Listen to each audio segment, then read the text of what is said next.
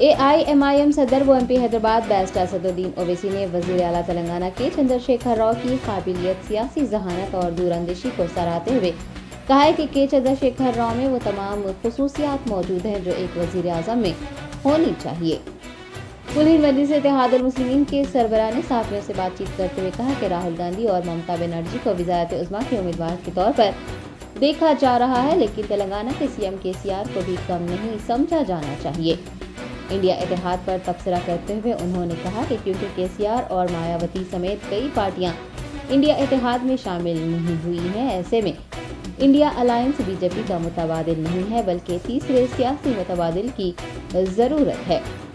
तशद्दुद का शिकार मणिपुर में गिरजाघरों की तबाही और हरियाणा में मसाजिद को तबाह करने का हवाला देते हुए बैरिस्टर ओवैसी ने तेलंगाना में CM KCR के चर्च, मनादिर और मसाजिद को दोबारा तामीर करवाने और उनका इफ्तिताह करवाने के इक़दाम की सताइश की और कहा कि BJP और कांग्रेस की हुकूमत वाली रियासतों के बरअक्स तेलंगाना में मजहबी आहंगी ज़्यादा है और तेलंगाना मजहबी हम आहंगी की मिसाल पेश कर रहा है। AIMIM रहनुमा ने कहा है कि तेलंगाना के क़याम से पहले किसानों में खुदकुशी का रुझान था, लेकिन अब उसमें नुमाया कमी आई है। हर घर को पीने का साफ पानी मुहैया करवाया जा रहा है। किसानों को आबपाशी के लिए पानी और बिजली दस्तयाब है। उन्होंने किसानों को मुफ्त बर्फी के लिए 50,000 करोड़ रुपए की सब्सिडी देने पर तेलंगाना हुकूमत की सताइश करते हुए कहा कि मुल्क को किसानों के मफादात के लिए दूरअंदेशी से काम करने वाले रहनुमाओं की ज़रूरत है।